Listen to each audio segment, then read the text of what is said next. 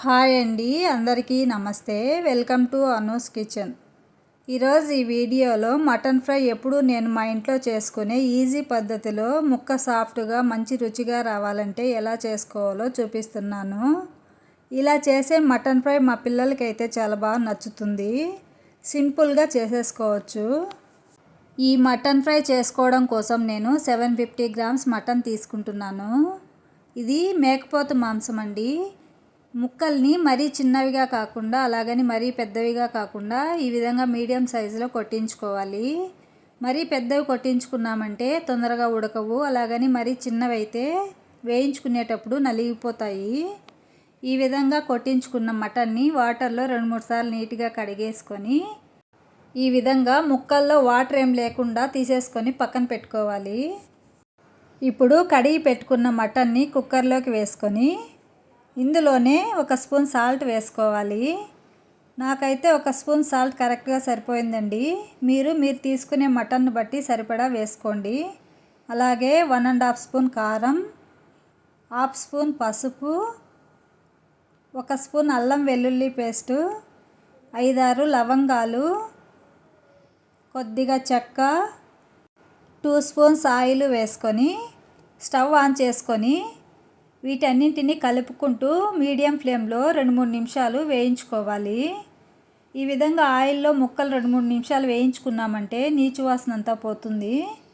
ఈ విధంగా 2-3 నిమిషాలు వేయించుకున్న తర్వాత ఇప్పుడు కొద్దిగా వాటర్ వేసుకోవాలి. మటన్ కుక్కర్లో ఉడికించుకుంటే వాటర్ ఎక్కువ పట్టదు.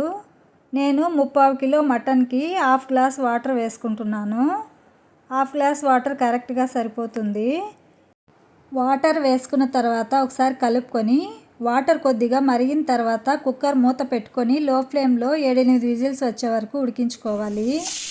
మంట హైలో పెట్టుకున్నామంటే విజిల్స్ తొందరగా వచ్చేస్తాయి, లోపల ముక్క సరిగా ఉడకదు. లో ఫ్లేమ్లో 8 విజిల్స్ వచ్చిన తర్వాత స్టవ్ ఆఫ్ చేసుకొని కుక్కర్ బాగా చల్లారిన తర్వాత ఓపెన్ చేసుకొని ముక్క ఉడికిందో లేదో చూసుకోవాలి. నాకైతే 8 విజిల్స్కి ముక్క ఈ విధంగా మెత్తగా ఉడికిపోయింది. ముక్క సరిగా ఉడకలేదు అనుకుంటే కుక్కర్ మూత పెట్టుకొని మళ్ళీ 2 విజిల్స్ వచ్చే వరకు ఉడికించుకుంటే సరిపోతుంది. ఒకవేళ మటన్లో వాటర్ ఎక్కువ ఉంది అనుకుంటే స్టవ్ ఆన్ చేసుకొని మూత పెట్టుకోకుండా మీడియం ఫ్లేమ్లో 4 నిమిషాలు ఉడికించుకున్నామంటే వాటర్ అంతా ఎగిరిపోతుంది. ఇప్పుడు స్టవ్ ఆన్ చేసుకొని మందంగా ఉన్న ఒక కడాయి పెట్టుకొని 3 స్పూన్స్ ఆయిల్ వేసుకోవాలి. ఆయిల్ వేడైన తర్వాత కొంచెం జీడిపప్పు వేసుకొని వేయించుకోవాలి.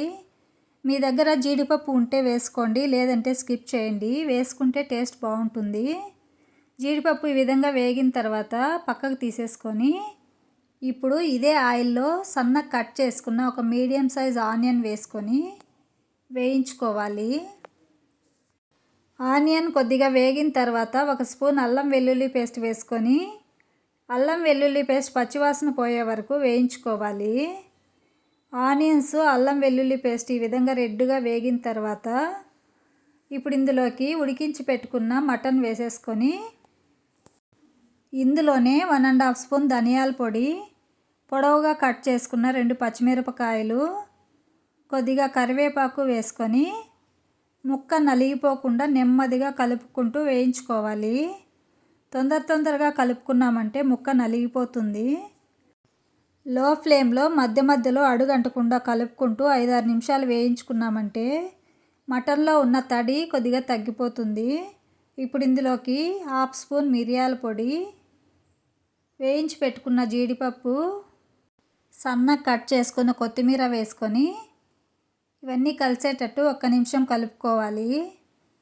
ఎక్కువ కలుపుకుంటే ముక్క నలిగిపోతుందండి. ఈ విధంగా కలుపుకున్న తర్వాత స్టవ్ ఆఫ్ చేసుకోవాలి. అంతే అండి, మరీ డ్రైగా కాకుండా కొంచెం తడిగా ముక్క సాఫ్ట్గా మంచి రుచికరమైన మటన్ ఫ్రై రెడీ అయిపోయింది.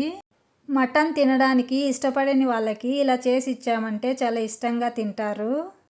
ఈ మటన్ ఫ్రై ఇలాగే అన్నంలో కలుపుకొని అయినా తినచ్చు, లేదా పప్పు రసం చేసుకున్నప్పుడు సైడ్ డిష్గా అయినా పెట్టుకోవచ్చు. చాలా బాగుంటుంది. మీరు కూడా ఈ వీడియోలో చూపించిన విధంగా ఒకసారి ట్రై చేసి ఎలా వచ్చిందో కామెంట్ చేయండి. అలాగే మీకు ఈ వీడియో నచ్చినట్లయితే లైక్ చేయండి, షేర్ చేయండి. ఇంతవరకు నా ఛానల్ని సబ్స్క్రైబ్ చేసుకోని వాళ్ళు సబ్స్క్రైబ్ చేసుకోండి. Thank you for watching.